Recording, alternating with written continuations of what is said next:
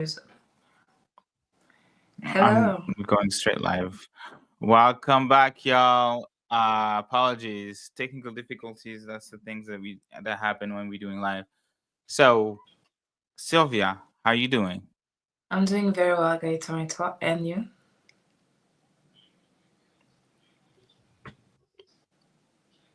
I'm doing good. I'm doing good. Just Yeah, trying to figure this out. And yeah. So yeah, welcome back, everyone. And today is Friday, April 18th, and we are doing another live. Um, I think we can hear echo, so if you can maybe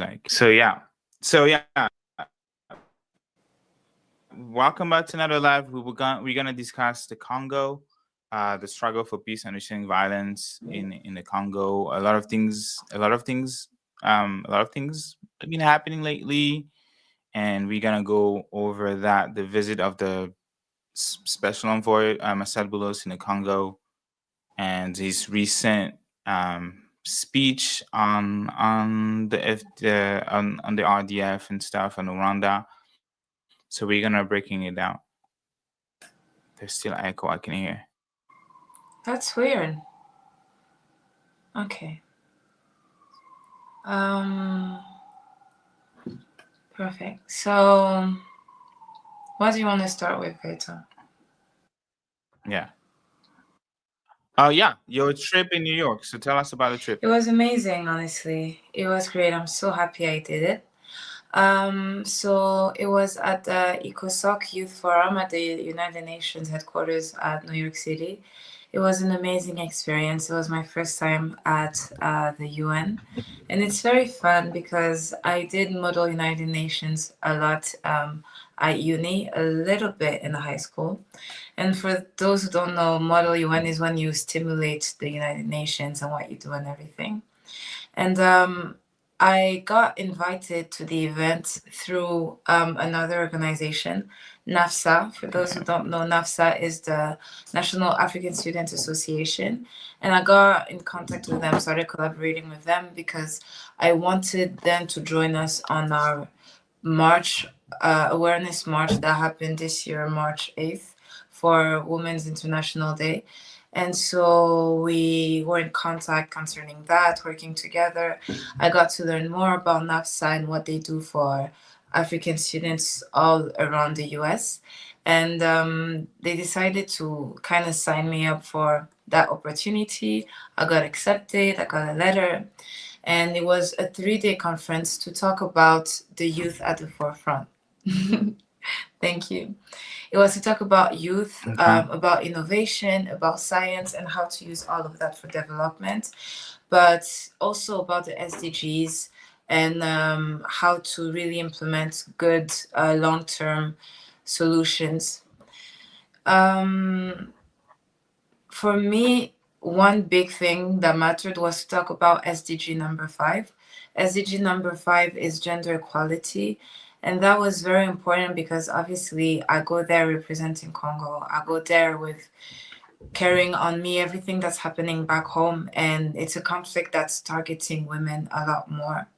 And it was really important to highlight how that SDG, specifically gender equality for development, connects with what's happening back home, because we understand at this point that women are crucial when it comes to discussions for peace and work towards peace, because these women are the ones that's being targeted the most, but they're not just victims, they're survivors, they're strong. The women that go through the most horrific traumas ever are still the same ones that are going to implement Mm. amazing programs and resources to help others. And so, even if it's 2025, sometimes people understand the importance of women at the table. And sharing the perspective of Congo, I felt was an amazing way to remind everyone that we need the women there when it comes to anything we're working towards for development and for peace. Oh, that's amazing. But I want to know more about like your experience, like how you felt. I think I saw your audio that you posted on Instagram being like very happy. But how did you feel when you got that letter and the trip to New York? Like run us Mm, through that.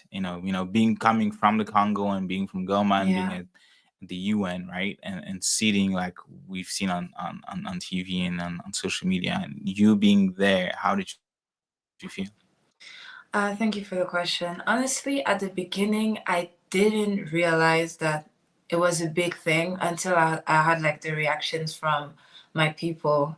I know what you're referencing to. I have a very, very close friend. It's even weird to call her a friend. She's basically a sister. And she recorded her reaction, and the way they were just hyping me up so much and so excited. And my friends and my family, I was like, oh, okay, so this is actually a big thing that I'm playing. This is great, and it made me feel good and feel even more excited. And it was actually very interesting because I didn't register myself. It's organizations I've been working with that registered me, and they registered me last minute. I feel like it was either super close to the deadline or the deadline had passed and they added me. And so something that I didn't know going into this is that people register ahead of time and they sign up ahead of time to be speakers, to be able to speak at the event. Because I love public speaking, I love, speeches and everything. And so when I was going into it, I was like, oh, I probably won't be able to speak because I was registered last minute. But I really had in my heart to even say something. And there was that one event, and it was focused on Africa. It was on day 2. The second day, it was really focused on Africa and that mindset. And it was the one conference where they kind of opened up the floor a little bit more to people that didn't pre-register. And so I walked up to the moderator and I introduced myself and I told her that, I'm from Congo. And when we're talking about Africa, Congo is in the heart of Africa.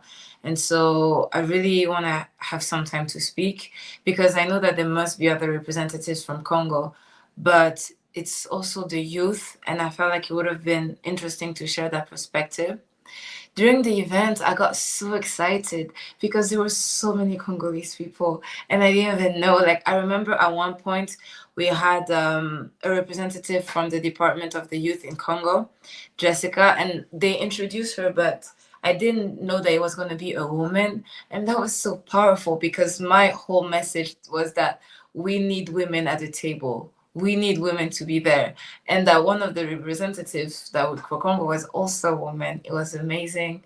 And so she did her amazing speech before me.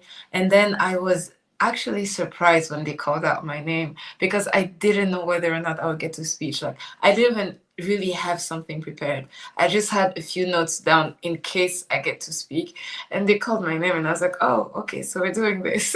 And it was so funny because when they called my name, there was a person behind me. They were kind of complaining. You want to That's say good. something?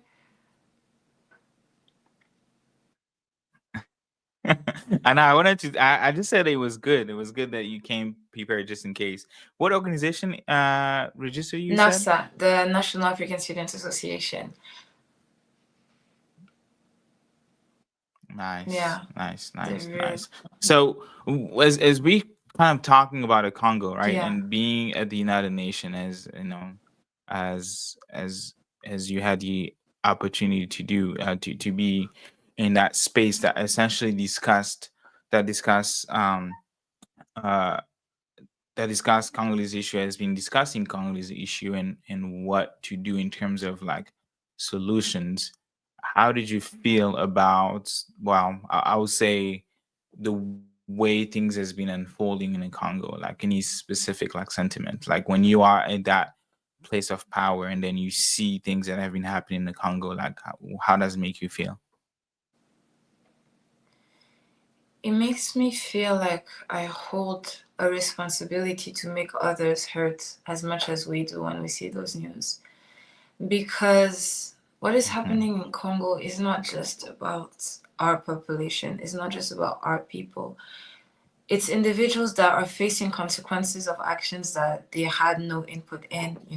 They're in a place where our resources are desired for from everybody, and so they're allowing for our population and our people to hurt because of that. And it hurts me deeply whenever I see those things because I'm Congolese, because I'm specifically from Eastern Congo, but also because I'm a woman, but also because I'm just a human being. You know, I choose to decide that even if I wasn't Congolese, I wasn't from East Congo, I wasn't a Mm. woman, I was still hurt from seeing these things. Maybe not to the extent to which I do right now, because it's the place where I was born, it's where my family is, and so there's that deeper pain and connection. But being in that space in that moment with those people, I felt like you need to make them understand how hurtful it is. Unfortunately, sometimes it's portrayed that, oh, it's a fight over natural resources. This government did this government did that, that government did that. That's valuable and that's true. But we also need to never forget about the people. At the end of the day, it's a crisis that's impacting individuals that didn't ask for anything. Individuals that are experiencing all of that just because of the place where they were born. And that's really what I wanted to share. And the thing with that as well is I never want people to hear about Congo and feel pity, because there's nothing to feel pity for. Compassion, yes, but not pity, because our Mm-hmm. population, in spite of everything, is one to be admired. We're There's extreme resilience in our people, in our country, in everything that we do, in our women. And that's something that I really wanted to show and share at the event. And I was so happy that I got the opportunity, because after the woman that represented the youth, the department of the youth, she came to me and she gave me such a big hug and she congratulated me on my speech. And I was so happy to feel that, it did something. And I remember the next day, the day after I got to speak, so on the third day, I wanted to present myself because the president of ECOSOC was there. He was one of the presenters, and I wanted to present myself and get a picture. And he remembered me. He remembered me and he said that I spoke yesterday and he was so happy that I did. And he congratulated me on my speech. And so it felt very nice. And it was crazy because after my speech, after the conference ended, random people stopped me to congratulate me. It was like, no, it's so important. A lot of girls. And so it felt nice that even if I only spoke for a little bit of time, it wasn't prepared, it was just some notes. There are other people that are going to leave that event and know in their hearts that Congo is a land of strong, resourceful people, women that are targeted more than anybody else, but still get up and deserve to be supported and helped. Yeah, there's a lot more that I wish I could have said, but 2 minutes is 2 minutes.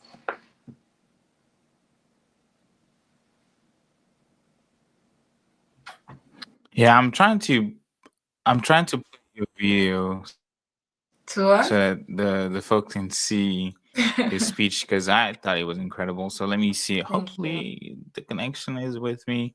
Um, but yeah, that was an amazing moment, and I'm glad that you deserve it. You've been amazing, just helping the group from the Congo. So let me do that right now and here. It's actually the video that you sent me. So hopefully you sent me the good one where we can hear everything. See. Okay.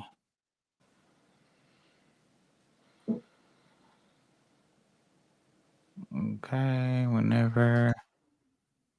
Hmm. There Yeah, you I go. know. Full screen. No. There you go. Sylvia is here. Everyone, my name is Sylvia Mutarushwa Rubuye, and I wish to highlight the importance of SDG 5, most importantly, gender equality. I sit here today as a young girl who was born in Eastern DRC that in 21 actually, I'm very young, 21 years of life, I have never known my country to be free of the devastating effects of violence that is being targeted at young women. A conflict where it's not only about the bombs, it's not only about the guns, a conflict where the women's bodies are being used as battlefield. That is the reality. A country where young girls are not free from having their innocence being stolen from them in the most violent ways. I am not free of knowing that this very year, a few weeks ago, over 1,000 children were killed in Goma, my beloved Goma, where I was born. Because of this, I cannot highlight enough how important it is for women to be welcomed in our country. into the discussions of peace. Women to be not only welcomed, actually, but required in order to share their stories and be an impact in the change of a conflict that impacts them the most. The women of Congo are not just victims, we are survivors. We go beyond victimization. And it is time to share those stories because without the women, there will be no peace. We won't be able to experience it, to live it. And I want to highlight how much we need to welcome them and understand that the women are the future. There's a reason why in Congo they attacked women specifically because of the power that we hold. Aksanti Sana, thank you everyone.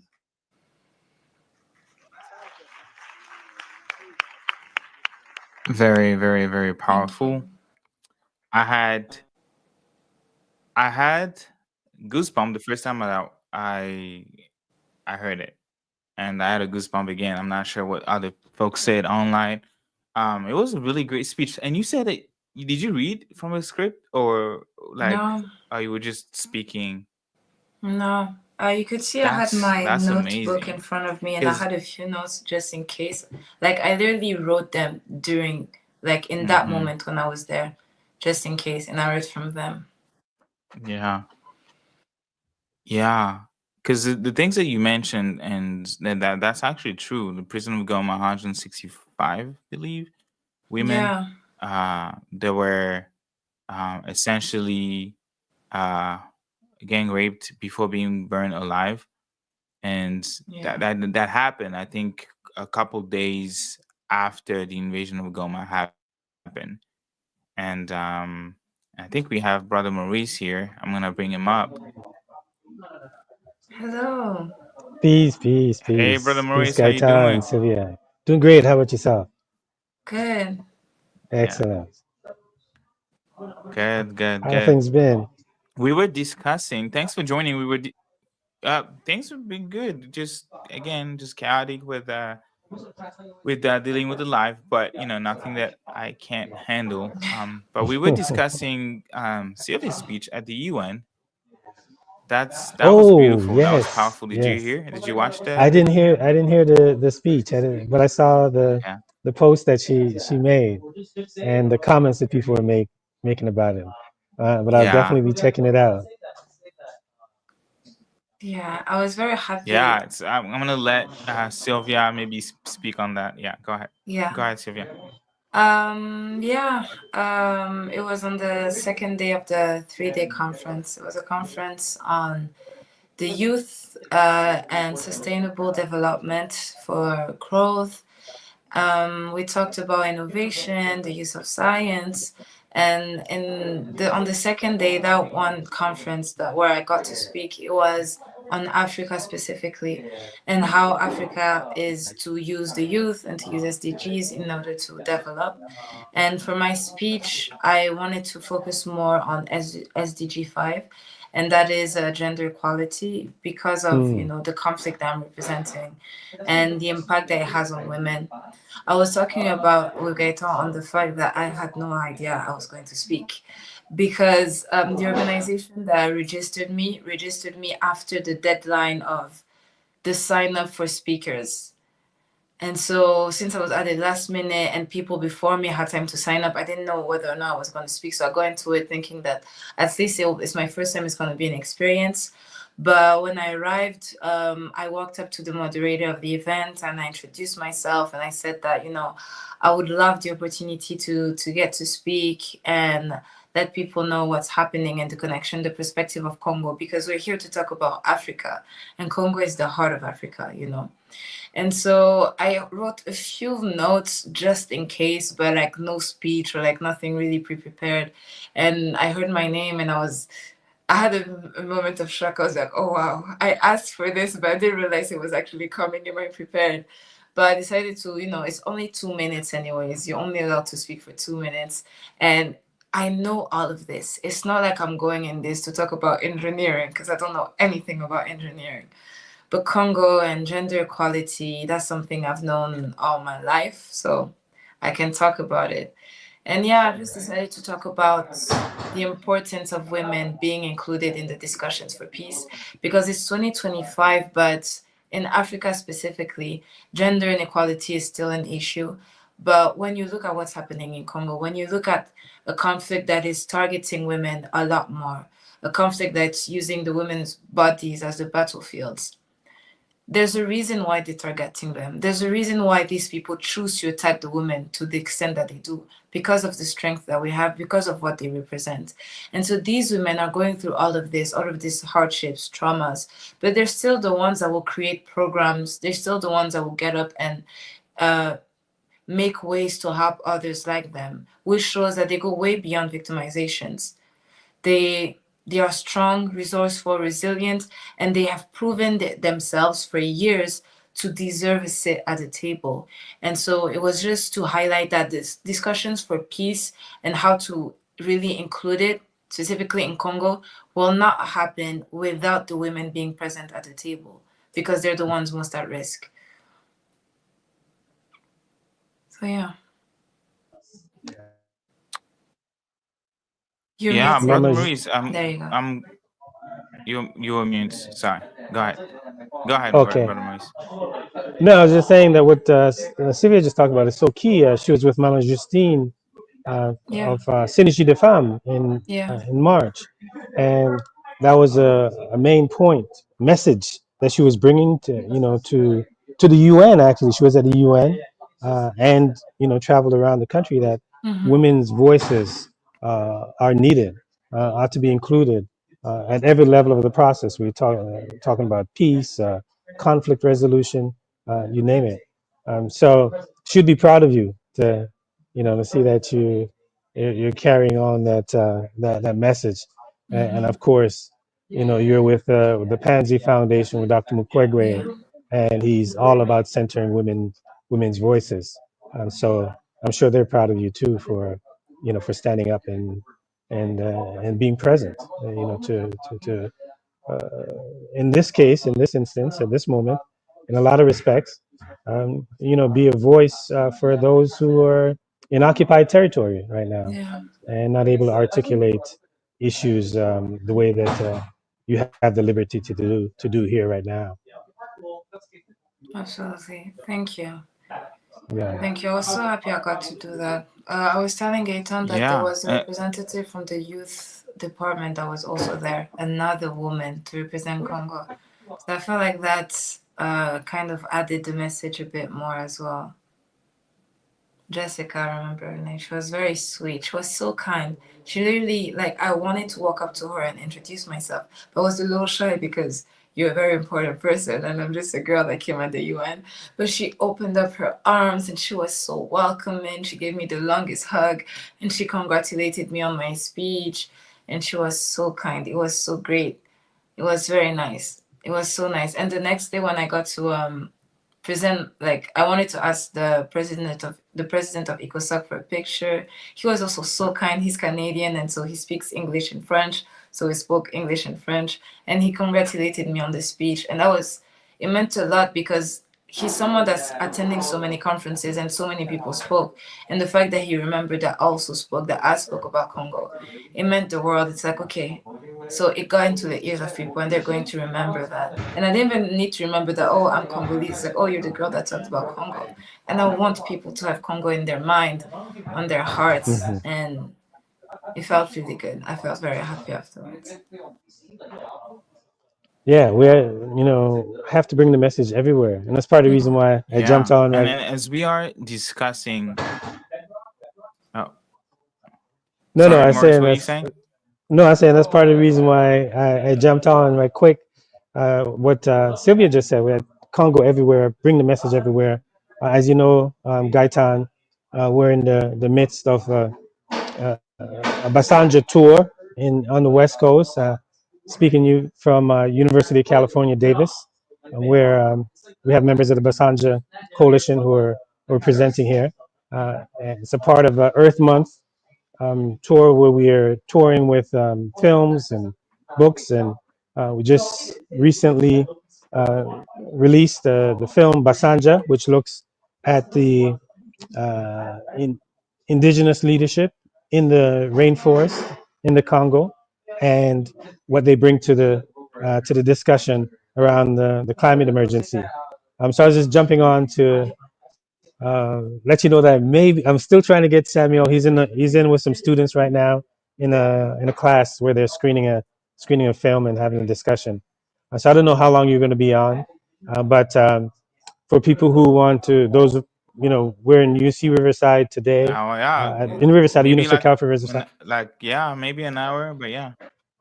Okay, so I'll see if I can get him on. We're going to be back in Los Angeles tomorrow for more film screening, discussions, workshops from members of the Basanja Coalition, frontline, speaking from the front lines in the Congo. We have the pleasure to have them here in the United States to continue to build a global constituency because we often talk about the assault on the Congo. Yeah. However, there are communities that are responding and communities that are exercising agency, communities that are organizing for change. And the Basanja Mm. Coalition is connected to those communities. In fact, the members are made up of those communities in the rainforest, communities on the front line of the conflict, communities in the mining areas of the Congo in the south. So they're bringing that message of agency, letting people know that local Congolese communities have solutions that they're organizing around, and there's a role for each and every one of us, everybody watching us now, to play, to be allies, to be in solidarity. So that's the message that they're bringing to the students and the professors here at the University of California, Riverside. That's the message that they'll be bringing to the communities in Los Angeles tomorrow. And then as we continue for Earth Month, we'll be in the San Francisco Bay Area, Stanford University. Oh, your neck of the woods, Sylvia, up there at San Francisco State University, as a part of Earth Month and Earth Day. And people can go to basanja.org. Can put it in there, basanja.org, to see the stops and hopefully join us in one of these days between now and the end of the month. But I'm going to jump off and see if I can get Samuel to come on to talk. Samuel Yagasi of Gova. He's from the Chopo province of the Congo, right in the heart of the rainforest. There in a famous area called Yangambi. If you look at National Geographic, the magazine from this month, I think April, they did an entire piece on the Congo rainforest and how it's indispensable to protecting the climate and to preserving the rainforest, and how critical the indigenous communities are, who are on the front lines of preserving and protecting the rainforest and its biodiversity. So we use Earth Month in order to elevate the role of not only the rainforest itself, but the guardians of the rainforest, the indigenous people uh, who are in the Congo Basin. And Samuel is one such person who's been organizing in the Congo for some time. So hopefully we can get him on. I'm going to do my best to bring him back so that he can, talk with you a little bit about the work he's doing in the Chopo province, in the Isangi district, in around Kisangani, in that area, and why he's here in the United States during Earth Month. Amazing. Yeah, that would be great. Yeah, That would be thank you really so great. much, Brother Maurice, and we're gonna be here. All right, And I'm gonna come back if either for with some him or reason without he him. I'm coming cannot, back. we'll be meeting every Friday. So yeah, Yeah, and no, there's yes, so much you all have to yes, talk about today with yes, U.S. Special Envoy for Trump, statements that he made in a press briefing from the State yeah, Department, saying that basically just really reinforcing what the entire world has already said, what the United States has already said. Rwandan soldiers need to get out of Congo. That's what he said yesterday. That's the message he brought to Kagame when he went to Rwanda. That's what the G7 said a few weeks ago, and on February 21st. That's what the whole world said through the United Nations Security Council, 15-0. no dissent, unanimous decision. They said United Nations on Resolution 2773 said that Rwandan soldiers should leave Congo immediately, and not only just immediately, without preconditions, no conditions, right? Just leave. All right. So that's what the whole world is Yeah. saying, and we need to remind people that there is no dispute around this fact, right? It's not allegations, nothing. The entire world, the G7, the UN Security Council, United States, China, Russia, all of them. So we need to mobilize to put pressure on the UN, on these nations, to enforce what they've proclaimed. So look forward. I hope you guys will dig into that. And then, of course, the news with the former president who'd been in the presidency for 18 years, entering the Congo through Goma. So I know you're all going to be like talking about that. If the reports are true, I believe the reports are true, right? That Kabila is back Yes. and he came back through Goma. So uh, Yeah. I'm sure you're all He going didn't to say dig deep Goma. into He that. said And Eastern DRC, but people just oh, assuming not it's Goma Goma. specifically. Yeah, most Okay. likely. Okay. Eastern. Well, Yeah. Eastern DRC is under foreign occupation. So Goma, Gisenyi, Yep. wherever he came through. Exactly. Yeah, we Yeah. gonna tackle Okay. those Okay. things. Beautiful. So yeah. Beautiful. All right. So hopefully I'll come back with Samuel and you guys and get him on this to say a few words about what he's doing and what he's organizing around. Yeah. Peace out. Perfect. Thank All you right. so See y'all in a much. little bit. All right. Peace. Thank See you. you. I'll Peace. be here. So thank you so much. Yeah. All Yeah. So right. that was Maurice Carney, the executive director of Friends of the Congo, kind of like give us like a of Basanja, right? Like what that are in the West Coast this week or until the end of the month for Earth Day or Earth Month. So yeah, and that really good segment to the part that I wanted to kind of like discuss. A lot of things happen. Uh, I'm gonna start with this video of actually Donald Trump. Um, I kind of laughed when I saw that video. Let's see if Yeah. I can pull this up, and then from there I'm gonna show a video of um Trump special envoy. So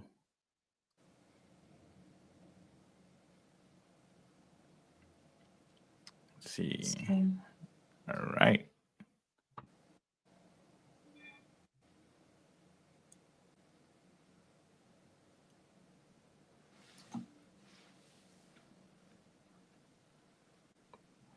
See. Okay. Everyone can see this. Let's go. All over the world, the Congo and Africa.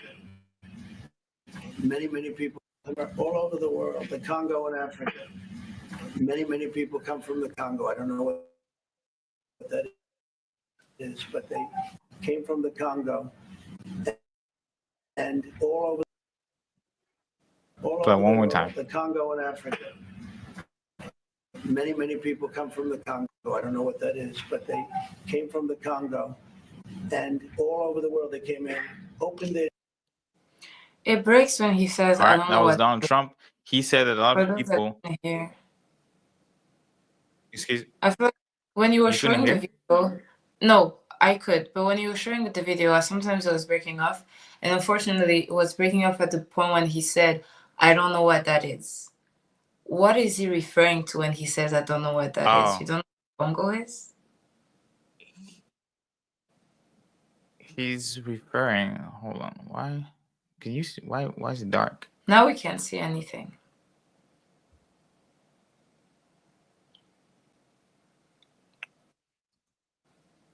There you go. Okay. Yeah, you were saying? All right. Back. But So yeah, I think so. He was saying essentially that a lot of people are coming in the U.S. in the United States from the Congo, and then he said that he doesn't know. I'm not quite sure if he says where that is or what that is. I think he Um, says what. so and it's true, right? And that's why we also kind of talking about, yeah, and that's why we're talking about the consequences of that violence, right? Because a lot of people, and that's why the U.S. is now starting to pay more attention. One, and that's the main reason is the deal, and there's actually the minerals. There was actually a mineral deal between the Congo and the U.S. Mm-hmm. The Congo is home of like over 70% of the world's cobalt, Mm-hmm. and other minerals used for to actually make that. And then two is also the humanitarian aspect of it, because you have now, because of the crisis in the Congo, you have a lot of folks, a lot of refugees. And something that people need to understand is that when you create, when a war or instability is created overseas, in countries like in the Middle East or in the US, that creates an influx of migrants. And they want out. They want to get out of the Congo. And where do you think they will go? They're gonna come to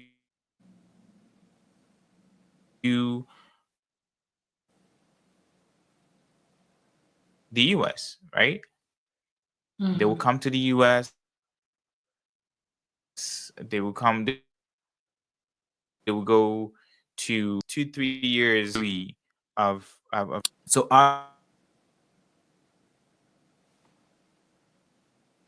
You're on mute right now.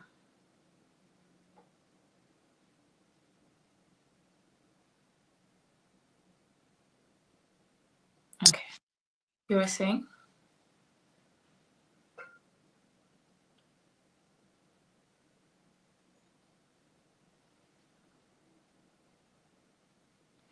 We can't hear you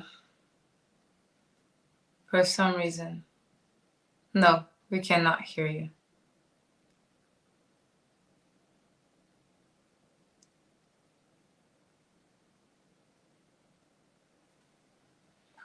Let's try again.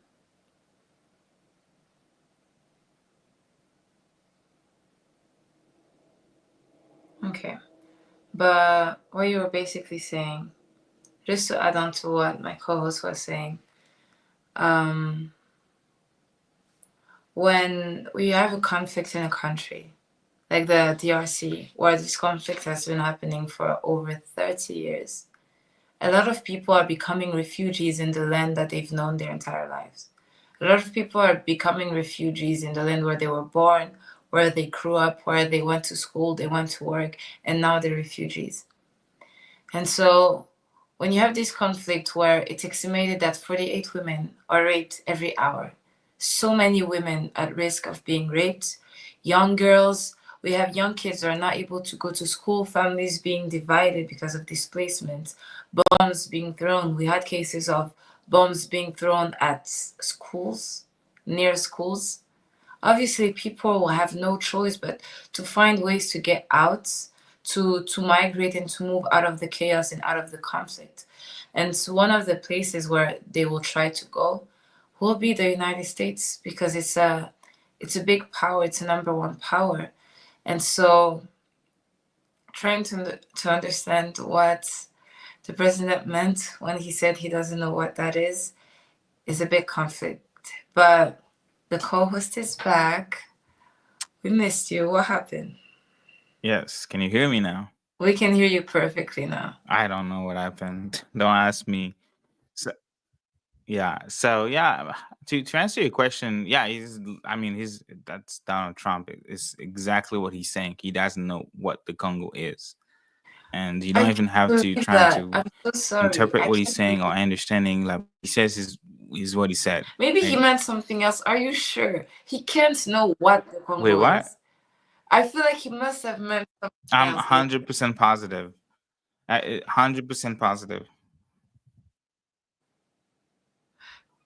No, I'm telling you, like Trump is known to be that. Like I would say forward, but I don't know. Like talk about Trump, Me neither. especially during this atmosphere, Me right? neither. I really want to focus and shift back to the Congo. So, and so, yeah, so obviously the Congo is bringing that much attention, and he Yeah. decided to send his special envoy and kind of like a background stories that the usually we've seen now with all the tariffs happening. I really hope that one day we'll have someone to like help us discuss or break down this tariff war between the United States and China, Yeah. and how the Congo is uh, playing a big role into that people maybe are Yeah. ignoring, right? Because as of last week, I believe China announced that they were gonna like ban the mineral export, right? That all the minerals that are used for certain electronics, that they were going to stop exporting these to other countries as a response to the 145 tariffs that have been imposed on them by the US. And obviously they did the same thing. and and the Congo has been that hot, like that bed of where you find some of these minerals, right? So the US has been trying for years to kind of like make the Congolese government to break from the Chinese I would say hands, and also trying to come back. There was talks during under Biden to President Biden to actually help him gain those contracts, right? And also Mhm. because, to be frank, uh, President Biden's son, it was reported by the New York Times that the son of President Biden, former President Biden, was involved into helping Chinese company acquire some deals in the Congo. Sent his envoy because there's like a lot of interest, the U.S. interest in the Congo right now. And in that one part of the country, Walikali, I believe they do. It was under control of the M23, and then because of the fighting and because of the occupation, a Mhm. U.S. company operating there had to shut down, and they just reopened after the U.S. asked the M23 to essentially leave that part of the country. So I'm gonna Mhm. play this video. It's a little bit alongside, maybe like 4 minutes, for people to really understand, and that's the thing that Brother Maurice was talking to us about, because uh, the special envoy is essentially uh, saying what Trump policy on the Congo is, and he's really straightforward about that. So let's see.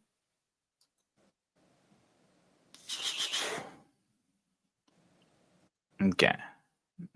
It's this one. Okay.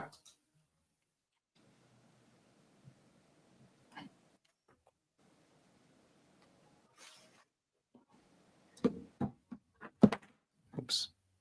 Okay. All right. I'm gonna play.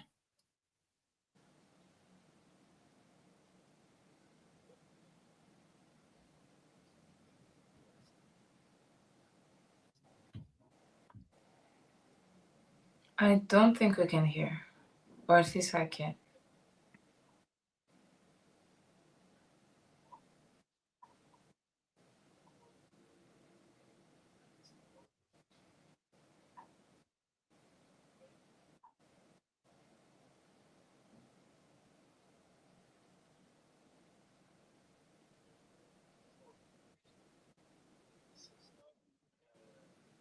Mm-mm.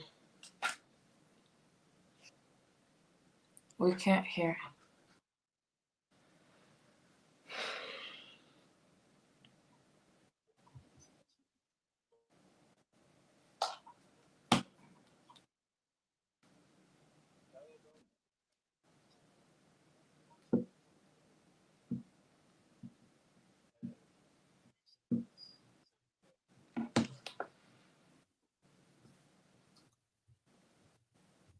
You can't. You couldn't hear anything. No.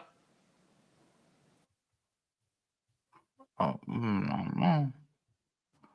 Okay. Let's try it one more time.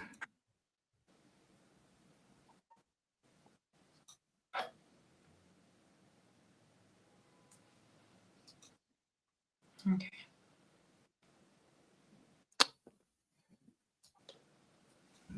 Okay, let me trying to pull that from right to this one.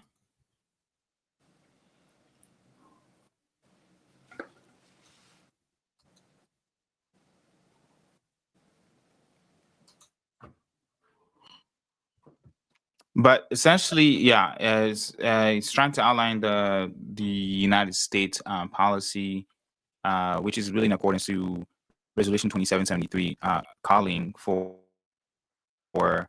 um, for the Rwanda Defense Force, so and to completely withdraw from the Congolese territory, and that includes um, you can hear. I can Can you hear you. I can hear you. I meant the video we couldn't hear. Now I can hear you. the video? Okay. Yeah. Let's see. Let me just put that video back. Okay. Again, folks, I apologize. That's the thing about lives. Technology. Yeah, I think that video is very important. People need. Maybe even if we can't see it, maybe you playing it on your phone and we can hear it through, because we can hear you perfectly. That's true. Yeah, let's do it. Okay. Actually, good idea. Yes. Okay.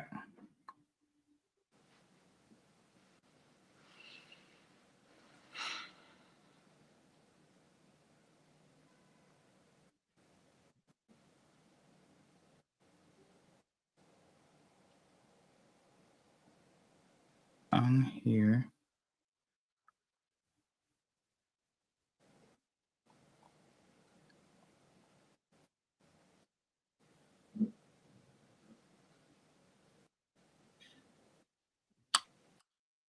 Okay, let me know if you can hear. Okay. Has been and will continue to be very, very clear on this. The U.S. position is that the M23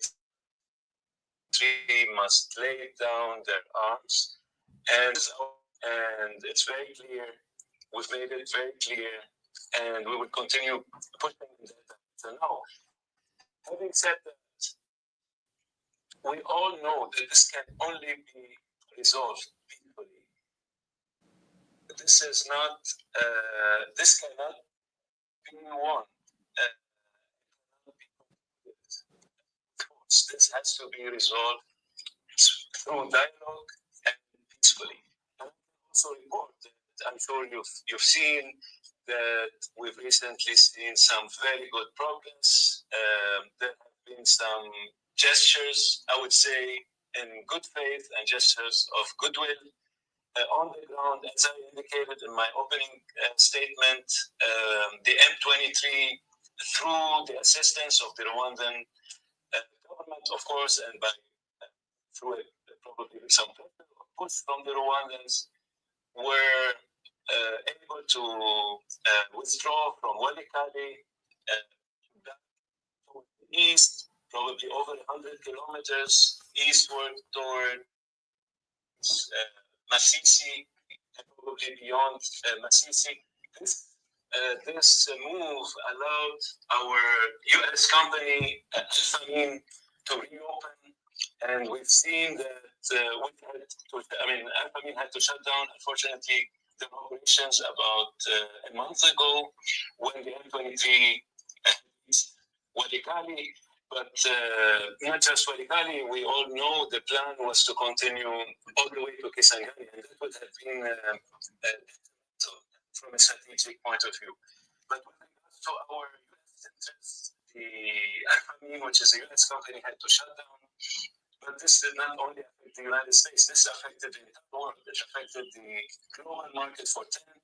We saw that shortly after that announcement and that shutdown, the tin market rose by close to 30% or more. And then within a couple of hours of announcement last week that we reopened, it went down absolutely. So we appreciate that. This was a good gesture, and we are looking forward to more and more of those. Within the process of working with both parties, we're engaged with both parties, and I must also say here that we appreciate the recent dialogue by President Tshisekedi's administration and the M23 for the first time last week, and it was very successful and very fruitful by all counts. And this is the first step. We are looking forward to building on this towards achieving a final peace and a lasting peace and full stability in the DRC and in the region. But with regards to the EAC and SADC, I must say, and the African Union as well, we highly appreciate their efforts. They've been trying and doing their best a long time for many years, and we appreciate very much what they've done, and we continue to encourage those initiatives. They're all very, very positive initiatives.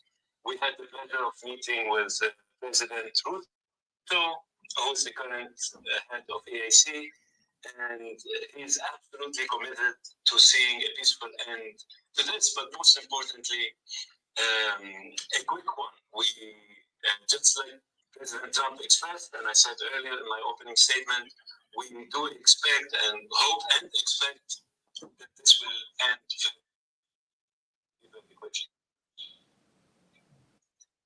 Would you like to?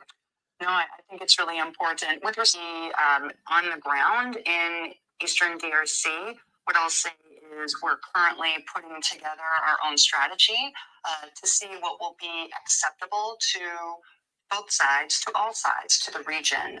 And so that's in progress, and we'll tell you more when we can. Thanks. All right. That was the U.S. Senior Advisor for Africa, Masabulos. So, what did you think? Interesting. I was trying to focus because sometimes we could hear clearly and sometimes it would break a little bit. But it would be great for you to summarize it since you heard it a little bit better. But the main things that I heard is they were calling out the M23 and acknowledging the fact that it's backed by Rwanda. And it's so crazy that it's 2025. This has been happening for a long time. We've been saying these things. But for me to hear them acknowledging that, it still feels good because it's still something that I find myself having to debate, having to prove, especially at the beginning of the year with the nonsense information, misinformation online. And so when I hear official recognize that, yes, this is backed up by Rwanda, stop ignoring that fact. It feels good. That's one thing that really stood out. They were thanking administrations. I was trying to understand because it would cut at times.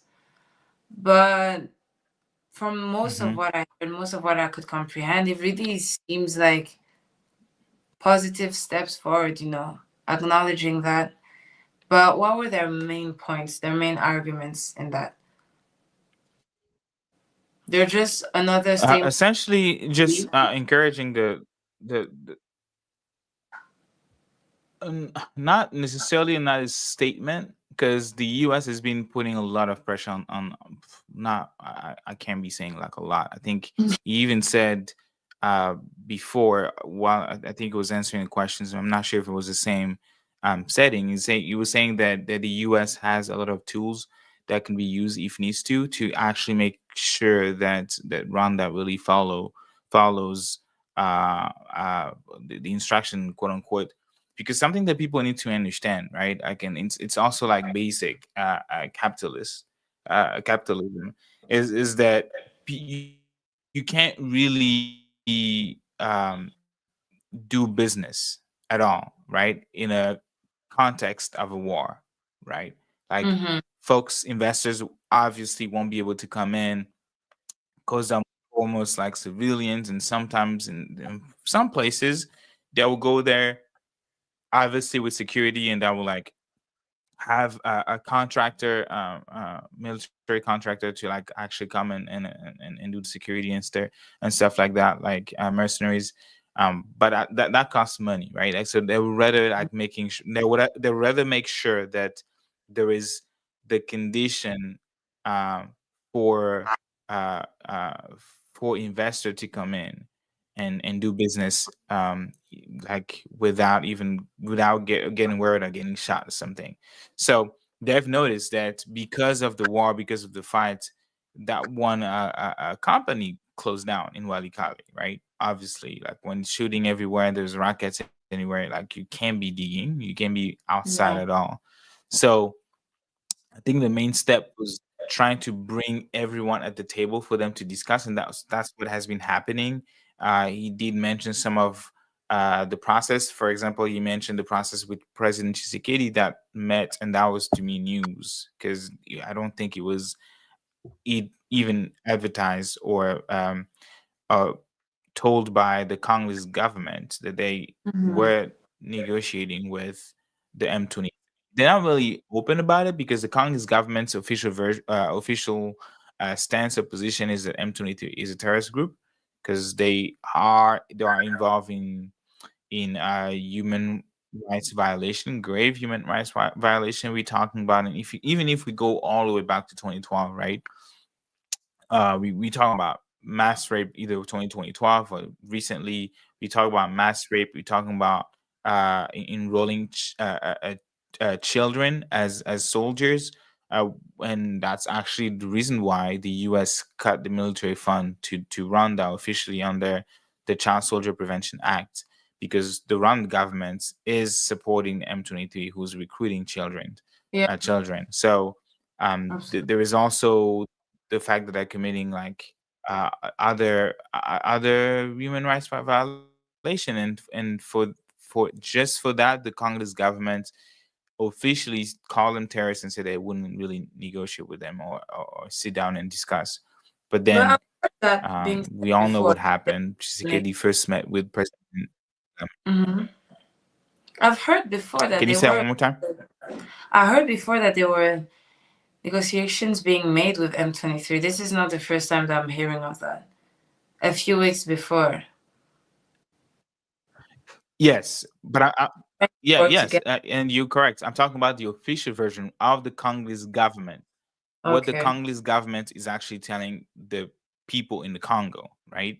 That they don't want to negotiate. They're not going to negotiate with M23, and that's why there was even a question about the deal, and that's why they proposed, right? They proposed this minimal deal to the United States to go around the fact that they have to sit down and negotiate with M23, which is, by the way, in a position of strength. We've seen they have been advancing. They took Goma. They first took Bunagana, which is really rich in gold, and then they took Rubaya. That's the number one town when it comes to coltan. And then they advance all the way to taking Goma finally, and then even Bukavu and Walikale, Yeah. and they keep advancing, right? So M23 is in a position of strength right now. So you can imagine what that would mean. So yes, they are negotiating, but the official version, the official statement from Congolese officials about their talks, they will tell you that they are not discussing. So that's why I was saying that even myself, I was kind of like thrown off a little bit hearing him saying that they met for the first time. I was like, that's not what they said they were going to do. The Congolese government said they were not going to meet them. But again, that's why it was important for me to also remind our audience that President Tshisekedi, the president of the Congo, also said that he was not going to meet. That he was only going to meet the president of Rwanda, Paul Kagame, Yeah. in heaven, only in heaven. But then next thing we know, they met in Doha. So so yeah. And what are your views? But that's essentially what that video was. And then also another big news, and really want your opinion on that, right? Sorry, you want to say something? Yeah, I was asking, what are your views when it comes to the government and how they're dealing with M23. Because I don't know about you, but me, I've been in spaces where I would hear people say that the M23 is not that bad because of the goal that they have, that it's made to fulfill whatever failures the government has or anything. But me personally, I can't stand that argument. I really can't, because any work towards liberation or anything good should not involve rape, mass killing, torturing, decapitation of people. I don't know if you remember last year or if you saw the videos of people having their head cut off with machetes. And we want to praise this and say that they're working towards the liberation of our country and us being more independent. Whenever I hear that, it pisses me off. There's nothing to admire. There's nothing to respect with what the M23 is doing. Absolutely not, because work towards independence, towards peace, cannot be achieved with such violence to the people that they want to liberate. That makes no sense. But that's, I would like to see what you think, or if you've also been exposed to those arguments that we have some people out there that think the M23 has some good roles or good intentions, when I simply, I can't comprehend that personally.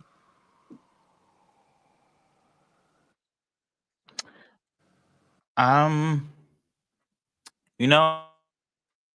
I've been doing few spaces months ago, and it always baffles me when I actually Wait, hear wait, people wait. Can you say supporting that? them because I can understand in the terms of. Can you repeat your break? I say it sometimes baffles me. Can you hear me? Can you restart? We couldn't hear you at the beginning. Yeah, I was saying that it sometimes. Yeah, I said it sometimes baffles me when I hear, because I've done spaces on X and inviting even folks that are close to the M23 or supporters of the M23, Mm-hmm. just trying to sit down and trying to understand the thought process, right? Mm-hmm. And I still don't get it, right? I understand the struggle itself, right? That if you say that you are oppressed and then you need to organize, take weapons, and I'm not going to debate or argue here about the legality of doing that. But in terms of on the ground of principle, like I can understand that, right? But then when we cross the line, and you mentioned that when we cross the line with these people who wants to liberate the country, when we cross the line of these people killing civilians that they are coming to liberate, when we cross the line of raping women or enslaving children instead of making sure and fighting for them to actually go to school like any other kids in the world, I don't understand how that will make you more as a person, as a community, as a nation. I don't understand how you can condone that type of violence. Absolutely. Or even when I go into the path of justice, I was like, okay, so you say you oppressed, you say the government oppressed you, I will most likely incline with you because I know that this current regime, just like the previous one, is corrupt and he's also involved into some authoritarian stuff, right? Like arbitrary kidnapping people, arresting people, killing people, um, restraining people's liberty. Like I'm not gonna deny that these things currently exist, right, with the current regime.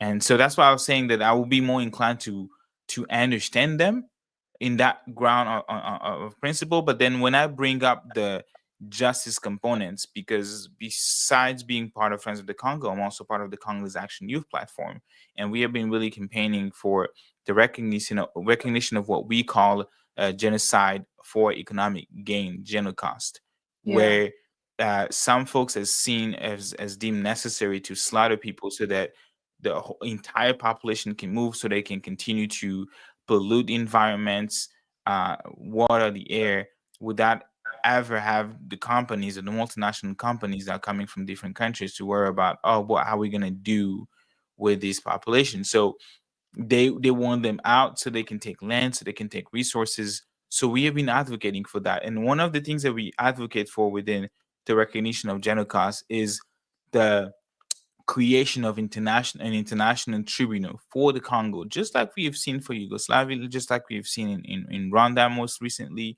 to trial those who have committed those heinous crimes. So when I then project or ask that question to you folks, would you think, would you support the tribunal, international tribunal for the Congo? Then they started like stuttering. They started like telling me about, like, what do you mean? Like, if you claim that your people are oppressed, if you claim that your people are being, unless this justice implies that they also trial you and the work that you have been doing to liberate the Congo, because he also falls under the crimes being committed. So that's the, to me, when you get to that position, to that place, that's essentially where you can stand, where you can understand why uh, the M23 is perhaps not an organization or movement that people should be praising or joining. Because It's not. as soon It's as you not. started like being against justice, yeah. It's not. And Hmm. like, let's think of who's funding them. Rwanda has been called out for funding them. So let's think of the Rwandan government. You think that the Rwandan government is going to spend however amount of money that they spend on the M23 to develop DRC? Why why would that be important for them?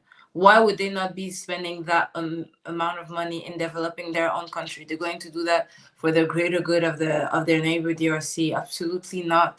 So when you think of who's funding M23, it makes you realize the intentions of that group. And so to anyone that's Congolese, and or even anyone that has compassion, I was about to say common sense, but I'm going to be respectful.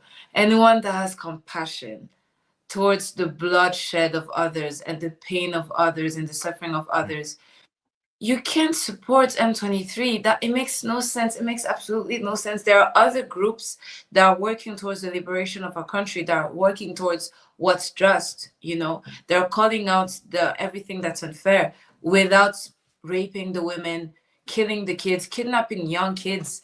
Like, it's insane. When you hear the stories of what these people are going through, it's insane. I don't want to be too graphic and like really hurt people, but understand that that's a group that's forcing sons, fathers to rape their daughters or their mothers. Like, this is something important to point out. They're traumatizing generations of people.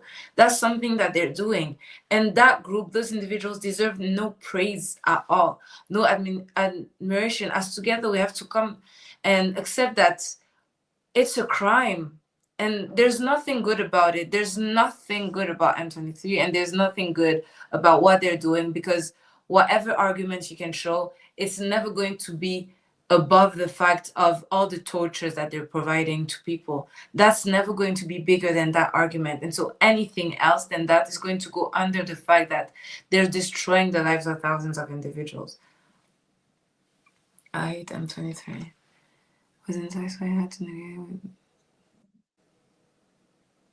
We do have some comments, and I think it's really interesting to read them. This one, Sly Africa says, it seems like Mr. Chisekedi was to negotiate with these mafia boss overloads of M23. I'm not judging him negatively. It seems like he's willing to do anything to end the war, and that's essentially the problem. The fact that he's doing anything, and that when you say anything, or when I think of anything, it doesn't necessarily imply something necessarily good, right? Because if we have to operate through the prism of wanting a country to do, right, I'm not sure if selling your country will do, because we've seen what's going on right now between Ukraine and Russia, because similar deal has been proposed, and what is being asked to Ukraine to essentially give up the territories that Russia has gained, and and again, strictly on the perspective of international law, like that's not acceptable. Like a country's sovereignty must be respected. That M23 or the RDF have absolutely no claim, no right to encroaching on other countries' territories, right? So right now, because I was mentioning earlier that the M23 is in position of power right now, so they have captured uh, over 100 territories right now in the Congo. And Mm-hmm. when you're in a position of strength like the M23 is right now, in a talk that they are currently in, I'm not so sure that they will be willing unless, like, if they're being asked, and that would be really ironic if they even say please, if they ask politely, hey, can you lay down your weapon? I'll be, if I were like M23, I'll be like, why? Like, I'm winning. Why would I want peace right now? I'm currently Yeah. winning. So unless there is some sort of like a dissuasion force, something that forced them to like stop. And that's why on Garrison, in the lives that we did few early this month, or actually it was last month, talked about an embargo, right? On an Mm-hmm. arming embargo on Rwanda, or other targeted sanction, not just on leaders, but also like people around, like the entire RDF apparatus system, which also includes Paul Kagame, the president of Rwanda. So to me, the fact that the Congo is really at this spot right now is really like Fly Africa also say, he also said, I also hate that point that M23 has destroyed the lives of the Congolese, and that's facts, brother. Yes, they have been killing people. They have been committing crimes, and not just the M23, and even people from the Congo's military. That's why a solution, a holistic, like a comprehensive justice, and a justice that will apply to everyone. Like, no one should be and must be above the law. I think if we go with that principles, I think that's the only way that you're gonna find peace, not some deals being signed. And because one of the proposal of this one senator that is close to President Tshisekedi, when he was laying down his arguments of like what the US will be offering, like if Congo gives is minerals, what should the Congolese government expect from the United States? And one of the things mentioned was boots on the ground, the creation of a military base uh, in Washington.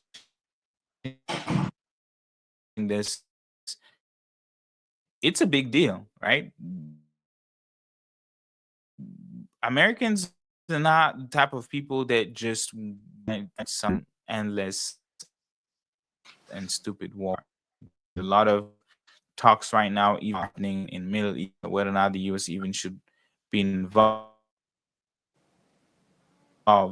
So I and we discussed that last time with Brother Maurice. I don't even think it's realistic to even conceive that American troops will be sent to the Congo. That would involve a lot of things happening, partnership. That will ask the Congolese to get the stuff in order, because, like I mentioned, that the Rwanda has been sanctioned on they have been under Child Soldier Prevention Act. So has the Congo, So before the Congolese government uh, can welcome U.S. Military in the Congo, they need to get their military things in order first, because there's a lot of things um, that that will prevent the U.S. from aiding in that sense. Particularly when you think of Rwanda right now, which is the United States' number one, I would say, partner in Central Africa, and that this is just a fact. So what can you expect, like, for the U.S. to be able to burn that bridge with Rwanda, which is being, by the way, more stable than the Congo? To be frank, the Congo will needs more than just a mineral deal. You know what I'm saying? So I'm not sure about what you think. What Yeah. what do you think will work, or what do you think will be possible um, for really peace to happen in the Congo? I feel like for peace, there needs to be profit, some type of profit. There needs to be either profit or the lack of profit. Those are the two things that are going to be able to bring peace, and that's profit or lack of profit for the perpetrators. So for Rwanda to stop being such a huge factor and contributor to the war and the violence that's happening in East Congo, they have to stop being able to profit from it. It has to come to a point where all of the benefits, because they're thriving on this, they're thriving on this war. At the end of the day, they don't care that thousands of people are dying because they're causing it.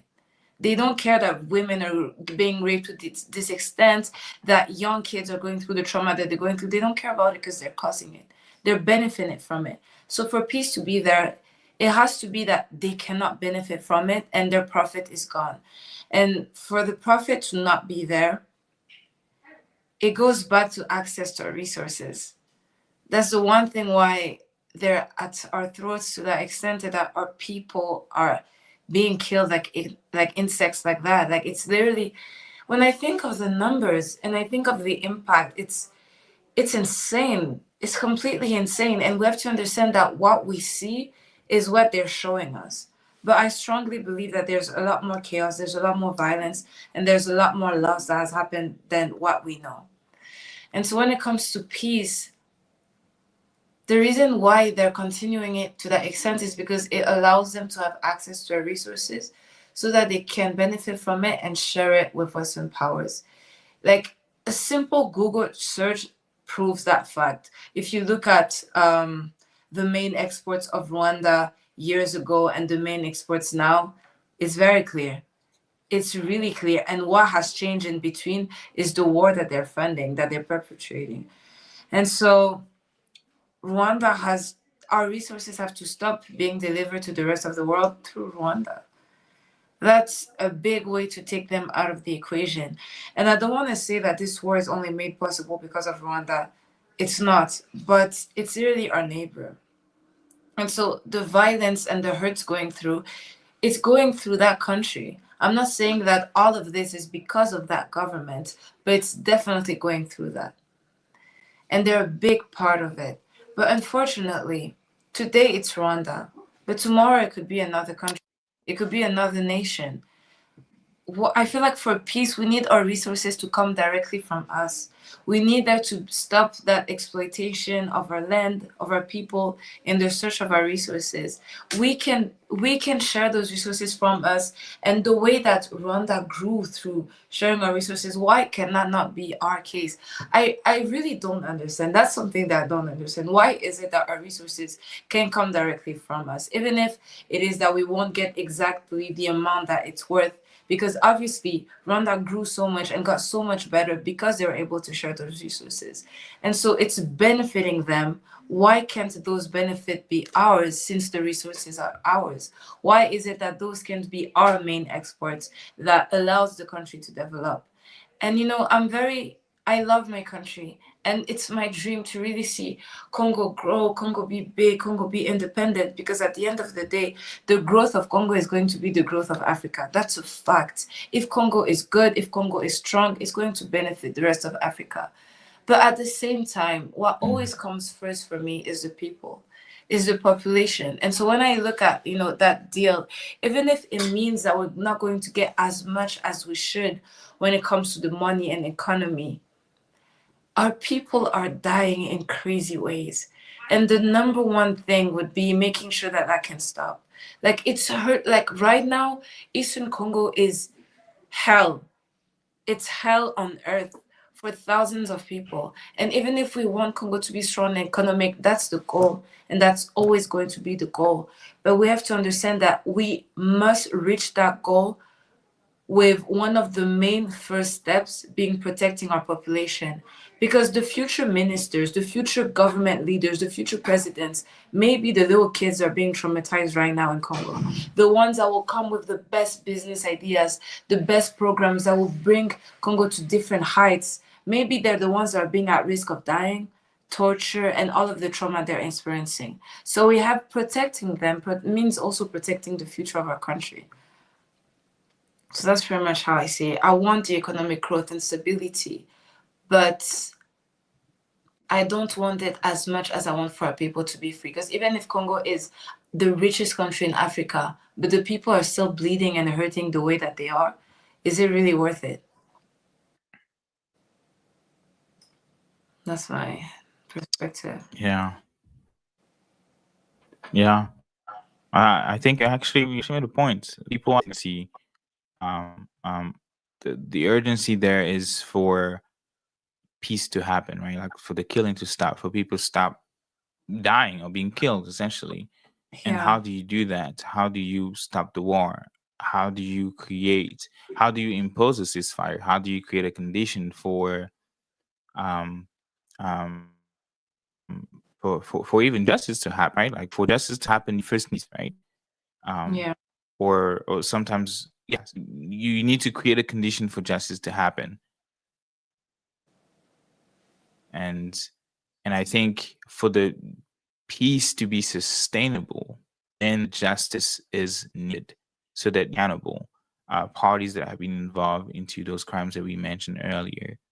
Um, that's why the Catholic Church, along with the Protestant Church, Senko and ECC, they have been doing a tremendous effort. Right, I commend them. I salute them Mm-hmm. because and I think the U.S. Envoy, a senior advisor for Africa, he talked about that. Like they met with President Tshisekedi, then they met with different partners, actors, not partners, actors like former President Joseph Kabila, and we will actually dig a little bit deeper into his whereabouts.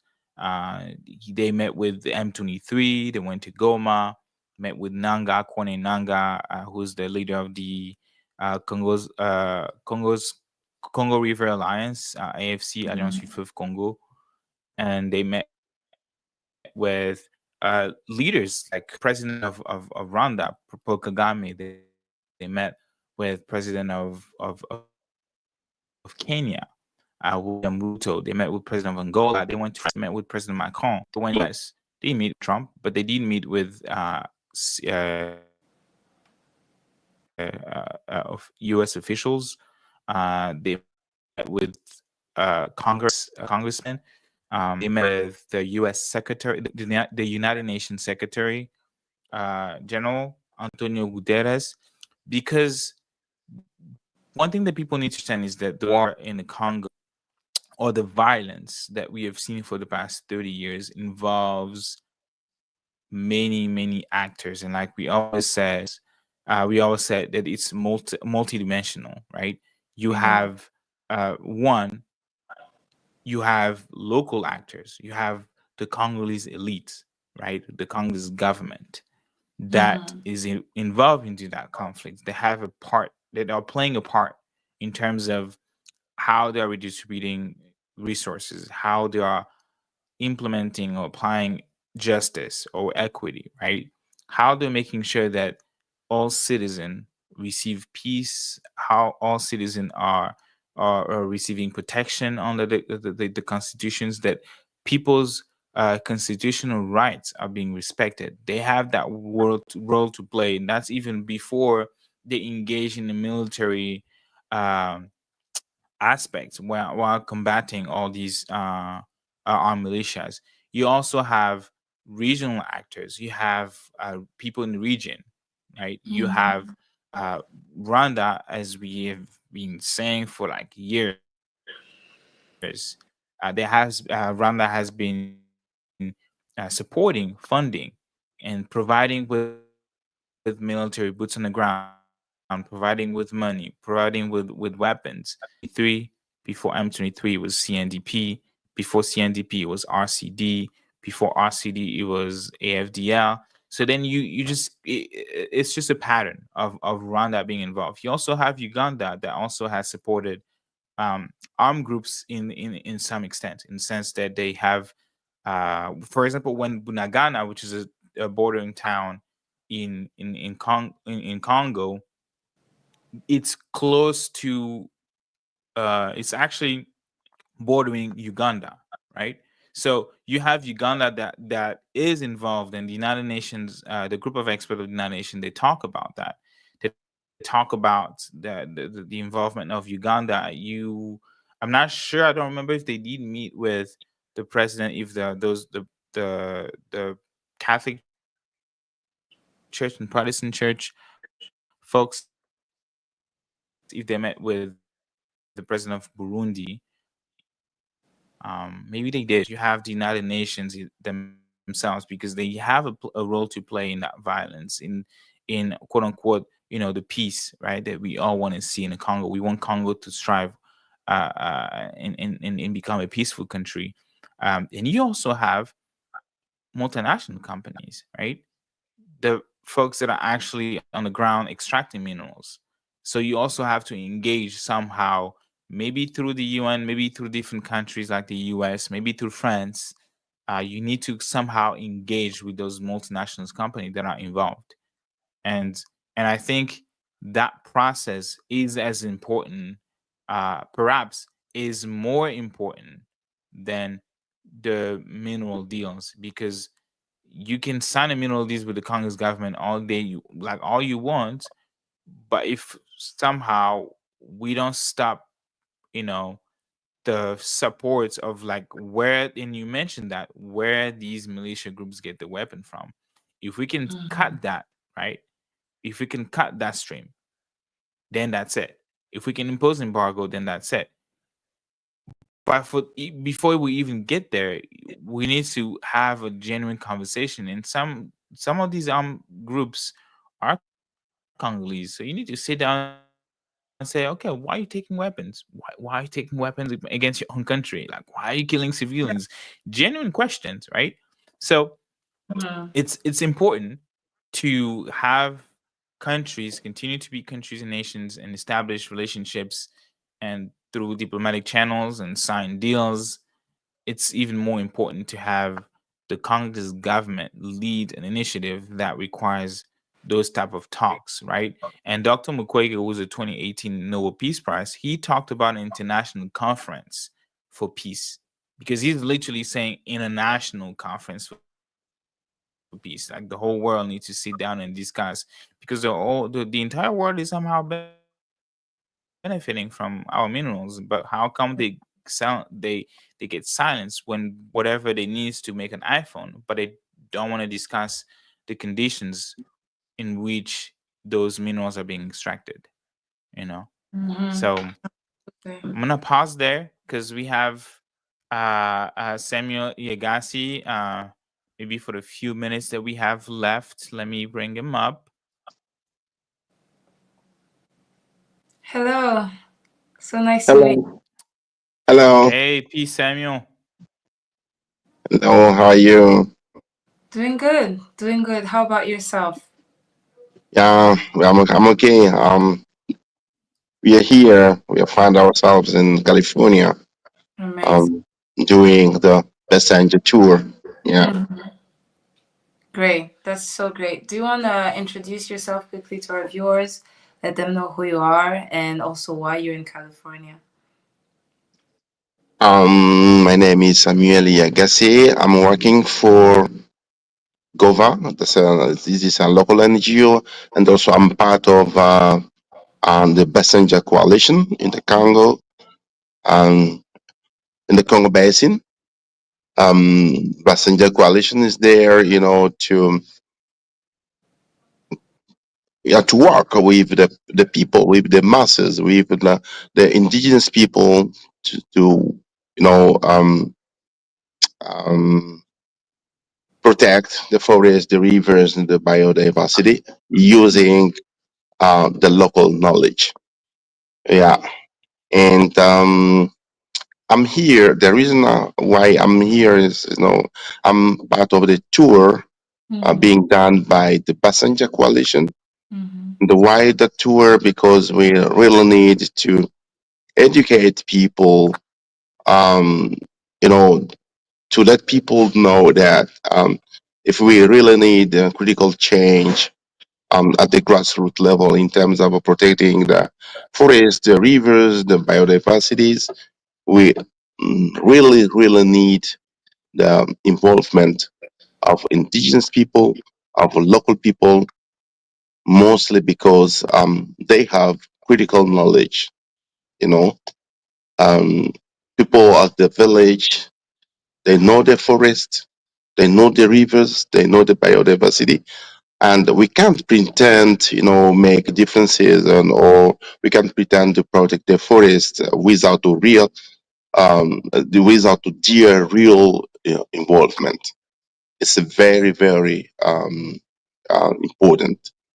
And also, we would like to, yeah, to let people know that we don't continue to look at local people as just beneficiaries of different actions we are doing, Mm-hmm.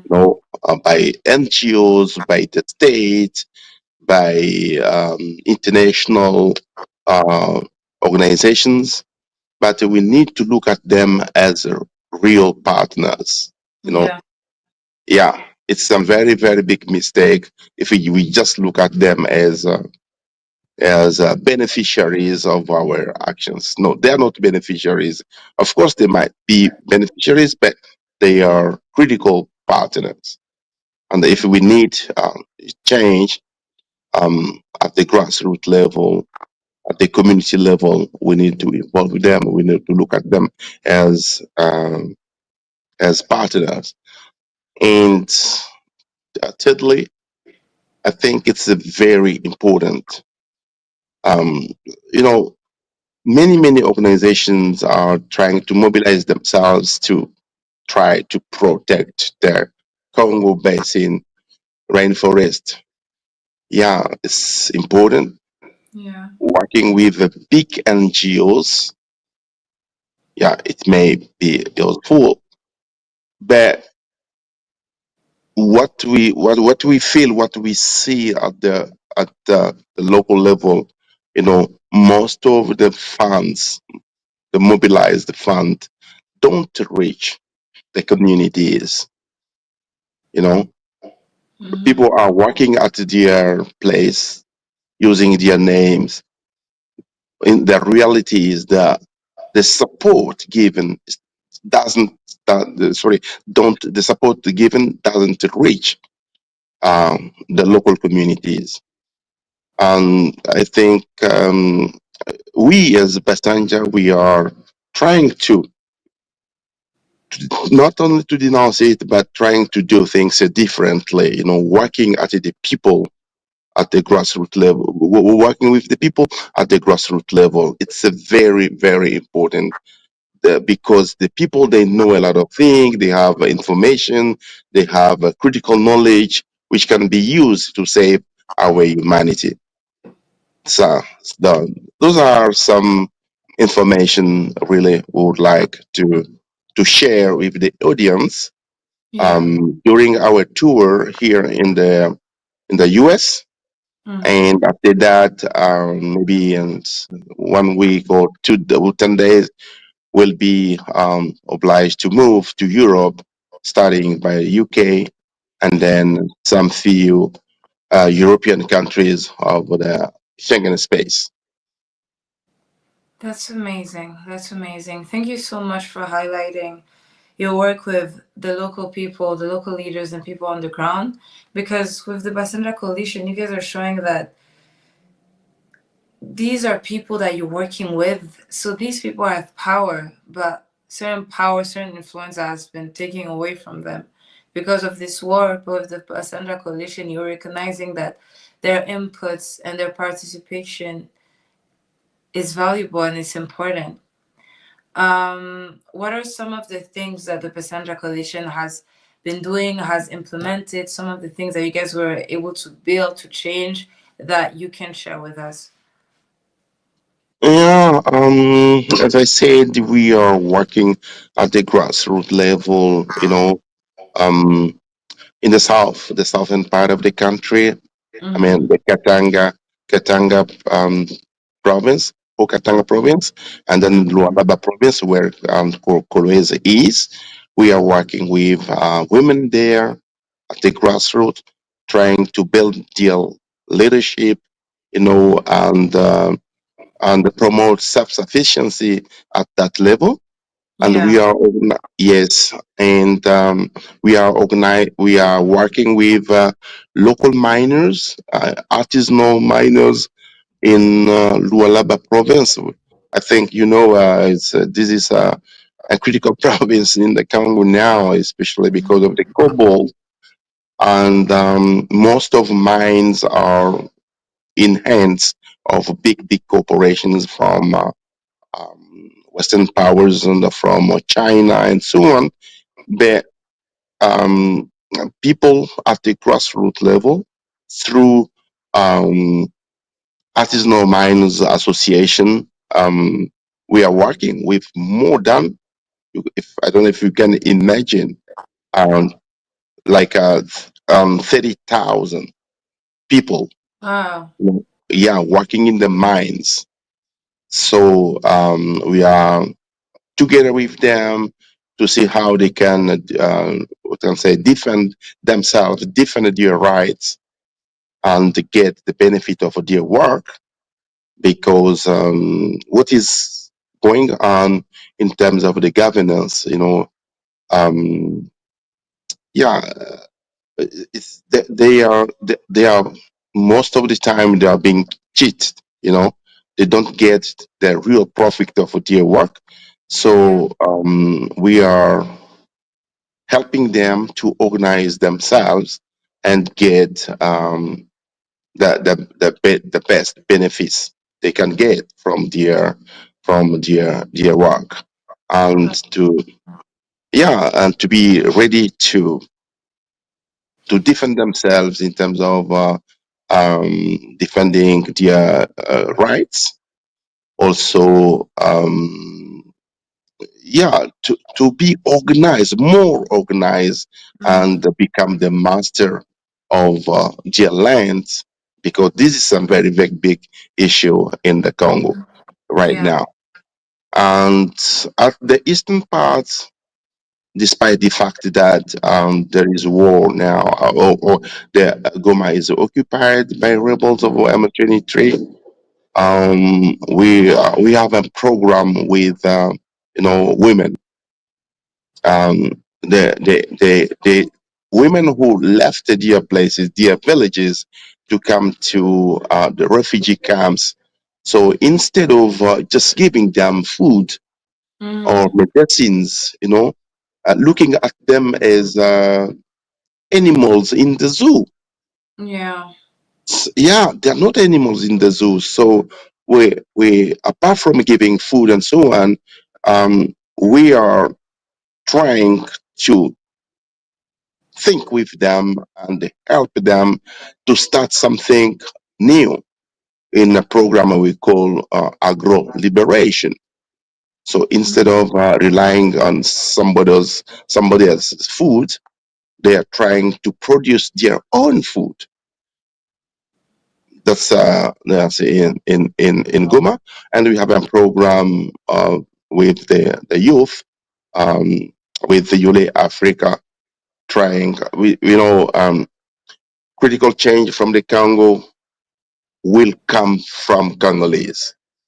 I Yeah. can't neglect the support or the contribution of other people or organizations, but we need to rely on Congolese first, and we need to rely on the youth. It's very, very important to invest in the youth.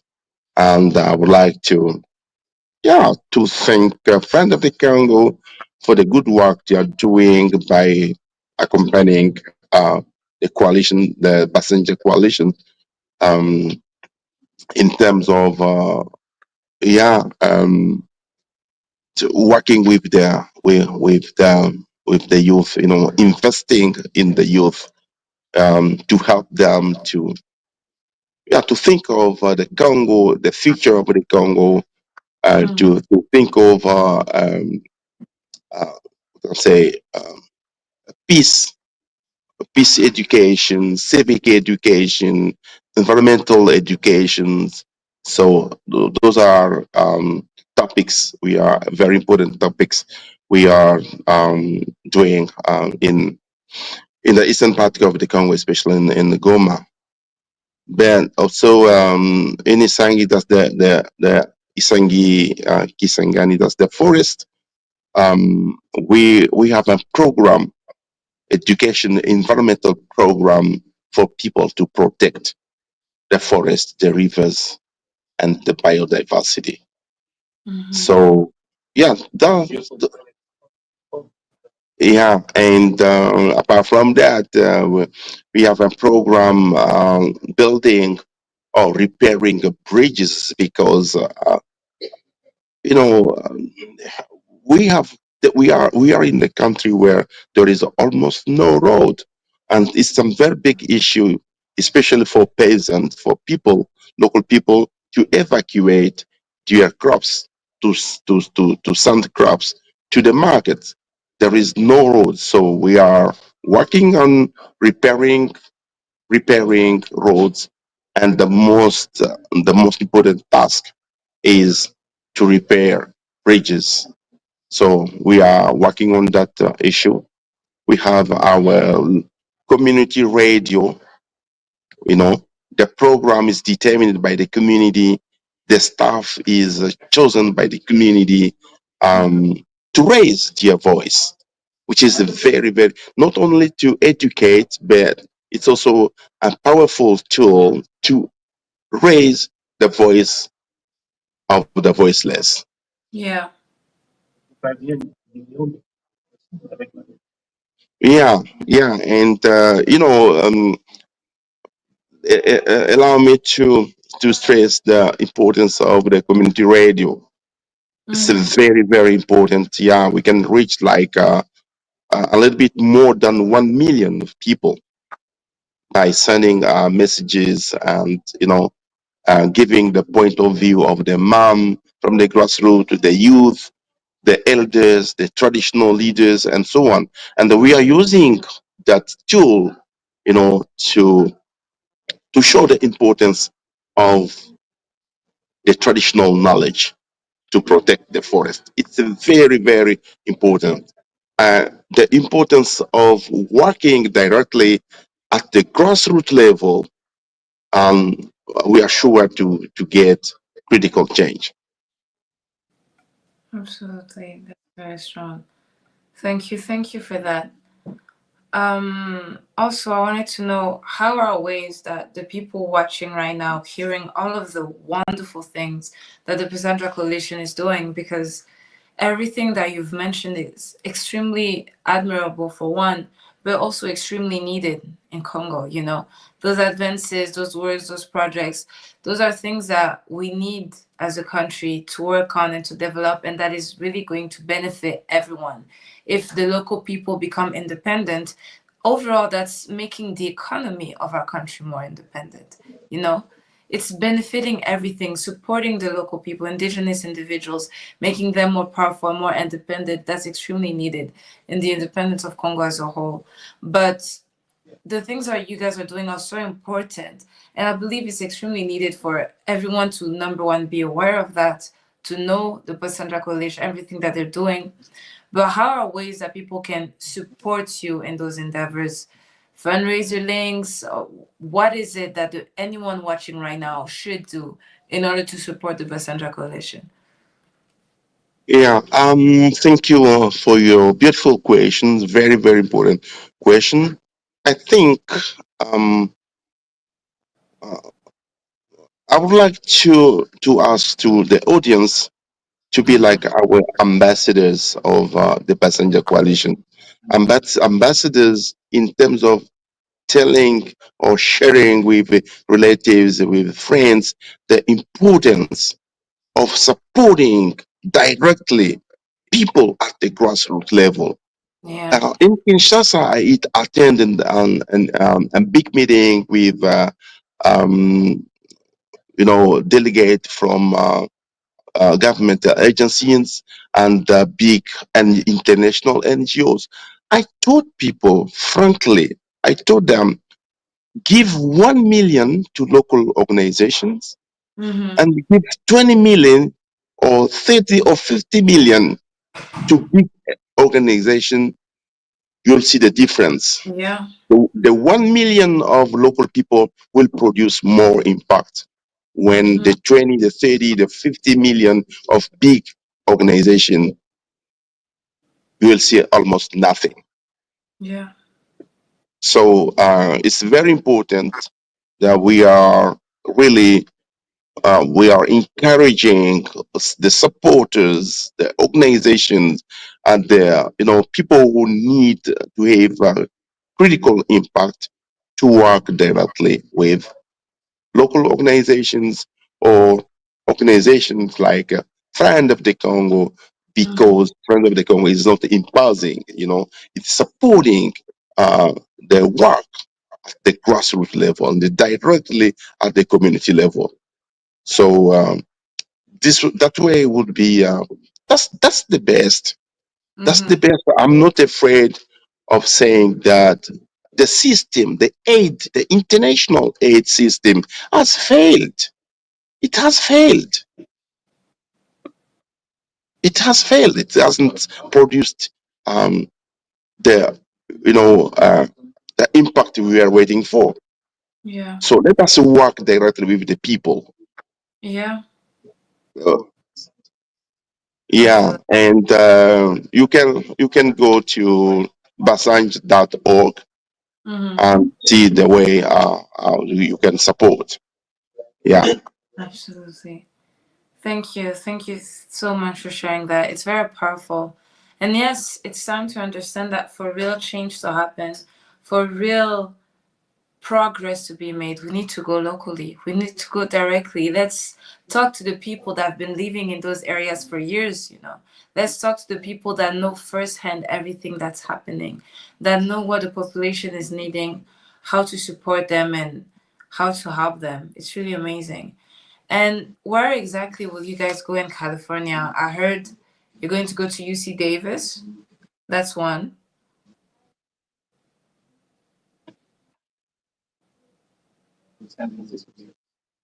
Yeah. That we are here, and then maybe next week we'll be heading to San Francisco State, to Okay. the Bay Area, and yeah, some places before going Stanford University, and then yeah, we'll be moving back to Washington before crossing the some before crossing the ocean back to Africa, and another group to move to Europe, UK, and other European countries. Yeah. Amazing. Do we already have some specific dates that we want people to have in mind in case they're in California, or would that be sent out later on? I think you can go to basanja.org Okay. and get the date and more information. Amazing. So The dates please, are there. so basandra.org, you said? Yeah. Okay. Amazing. www.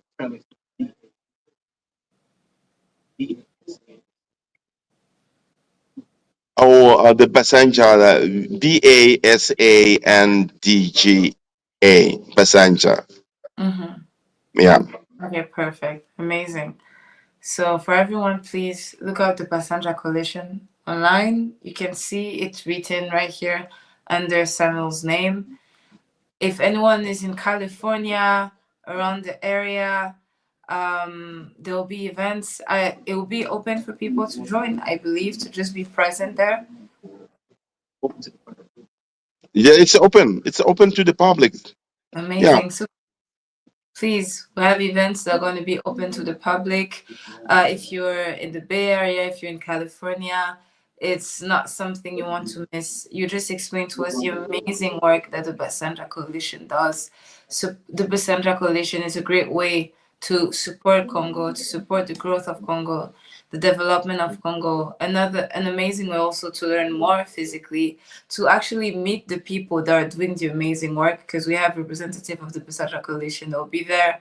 And so meet these individuals and really enjoy. I wish that could be there physically. You guys decided to go to San Francisco when I'm not there. That's insane. I don't know if you know, but I studied in the University of San Francisco. If I was there, would have been amazing to go. Absolutely. But that everyone that can go, you have to.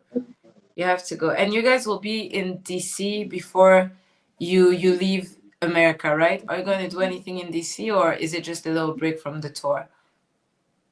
I think yeah. Yeah. Well, I think we'll be screening the film.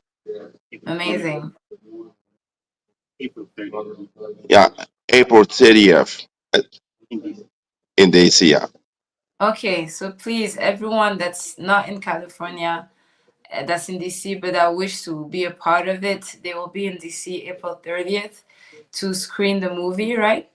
And Yeah. so it's not something to be missed. I know that I will most definitely be there for sure. And I'm very excited for it. And so, is there any last words or anything you want to tell our audience? Because we're really close on time and we're close to conclusion. But any final words? I think helping the grassroots organizations is very, very critical now. Yes. Helping the grassroots organizations means helping Congo. Helping Congo means helping the entire humanity. I think Yes. everyone knows the importance of the Congo basin rainforest. Mm-hmm. Helping Congo is also helping our planet, uh, our world. That's my last word. Absolutely, very powerful and very true. Helping Congo is helping the whole world. Congo is number one in natural resources. So obviously, for the development of Africa, the development of the world, we need Congo to be free, to be strong and independent. And we have the people out here that are working for it. Sandra Coalition, they're fighting for it, grassroots. And so it's very easy to support and help the people that are doing the right thing. And so I feel like that's an amazing note to conclude on. So thank you so much for coming, for joining us, and for letting us know about the Basanja Coalition and everything that's happening. My co-host is not online right now, but this will just conclude our live. And thank you everyone for coming, for joining us, and for supporting the show with us. Gaten, any last word? I just finished my conclusion. No. Just thanking everyone for watching, thanking you, and all I can say is free Congo, and I'll see y'all next week. Absolutely. Free Congo and see everyone next week. Thank you so much.